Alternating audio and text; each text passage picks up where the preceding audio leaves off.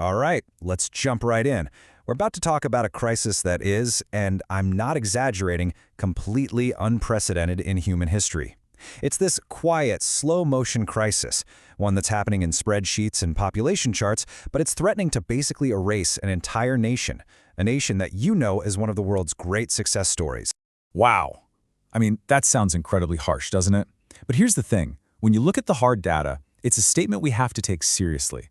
South Korea is on a path that leads to demographic, economic, and social collapse, and it might already be past the point of no return.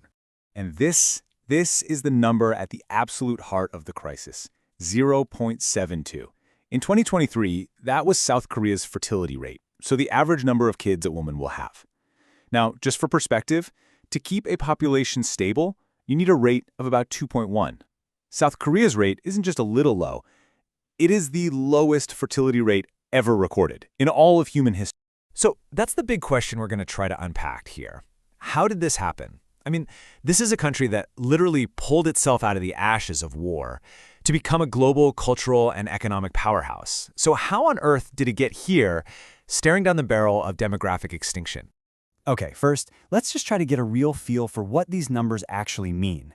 Because this isn't some abstract problem for our great-great-grandchildren. The fuse on this time bomb has been burning for decades, and the explosion, well, it's about to go off. Just look at how this plays out. It is staggering. So you start with 100 South Koreans today. If the birth rate stays where it is, their children's generation will have only 36 people. Then their grandchildren's generation will have just 13, and their great-grandchildren, just 5 people. In just 4 generations, 100 people are replaced by 5. That's a 95% drop. The population just vanishes.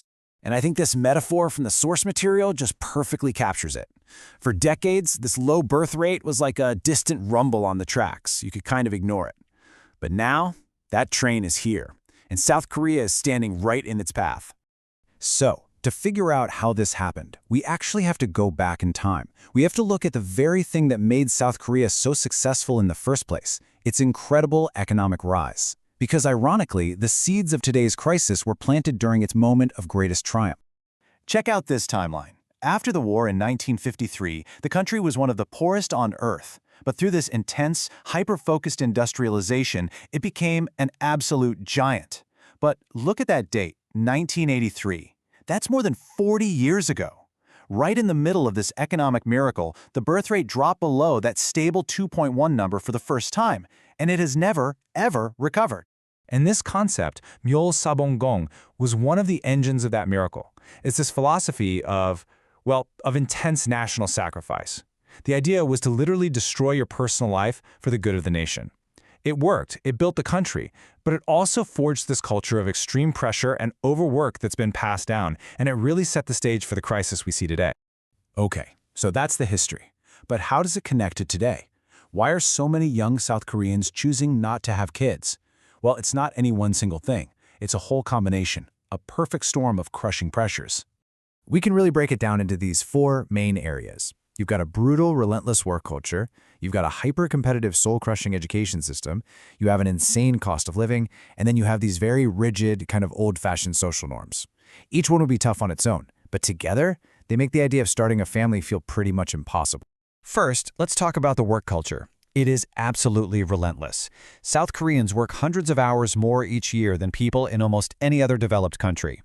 This is the modern version of that destroy your personal life idea. And it's not just the hours at the desk. It's the famous hoshik culture, these mandatory after-work drinking sessions with your boss that can go late into the night. They just totally erase the line between your work life and your personal life. So then there's education. To even get one of those high-pressure jobs, you have to survive an education system where the competition is just insane. This has spawned a massive $19 billion industry of private after-school academies called hagwons. The pressure starts basically in kindergarten, and it just builds and builds to this one single 8-hour university entrance exam that many believe determines your entire future. And hey, where are you supposed to live through all this? Well, the housing market, especially in a city like Seoul, is astronomically expensive. And part of the reason is this unique rental system called jeonse. Instead of paying monthly rent, you put down a massive lump sum deposit, often hundreds of thousands of dollars.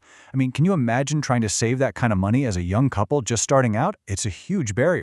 So, on top of all of that, Even if a woman manages to succeed in that brutal work and education system, she comes home to what many call a second shift. Because of these really deeply ingrained patriarchal views, women do the vast majority of housework and childcare. I mean, look at these numbers, even when both partners work. This essentially forces a choice between having a career and having a family. So what happens when you face all these pressures? Well, an entire generation is just opting out. You see the rise of the Sampo generation, people who are giving up on three things: dating, marriage, and children. You have more radical movements like the 4B movement. And society itself starts to reflect this. Having a child outside of marriage is still a huge taboo. And you even have hundreds of no-kid zones, cafes and restaurants where children are literally banned. Okay, so what happens if nothing changes? What does this future actually look like? Well, the projections are jaw-dropping. Let's take a quick and kind of scary trip to South Korea in the year 2060. By 2060, it's projected that South Korea's workforce, the people who actually run the economy and pay taxes, will shrink by half, cut in half. From 37 million people today down to about 17 million. Just think about what that does to an economy. And the people who are left, they're going to be incredibly old. By that same year, 2060, 1 out of every 2 people in South Korea will be over the age of 65. That will make it the oldest society in the history of the world. And get this, the median age in the country will be 60. That means literally half the population will be older than 60 years old. Which leads to this really profound and kind of sad question. What's it like to be a kid growing up in that world? A world of closing schools, quiet streets, probably a massive loneliness epidemic, with a tiny handful of young people trying to economically support a huge elderly population. Now, it's really tempting to look at all this and think, wow, that's a South Korean problem. But what's happening there? It's really just an extreme version of a trend that's happening across the entire developed world. It is a massive warning sign for all of us. This chart puts it all into perspective. Yeah, South Korea is way down there at the bottom, but just look at the others. China is at 1.0, Italy 1.2, the US 1.6. Every single one of them is way below that 2.1 replacement rate. They're all on the same track, just a little further behind. Which brings us right back to that freight train. The point is, this isn't some distant, abstract problem anymore. It's happening right now, and the consequences are already baked in for decades to come. That train is coming, whether we're ready for it or not. And so we're left with this final, really critical question. South Korea has built this incredibly successful, modern, wealthy culture that, for all its success, has stopped producing children. Is it even possible to change the fundamental DNA of these hyper-competitive, modern societies to make having a family seem desirable and, achievable again? Or are we all just riding the same train to the same destination?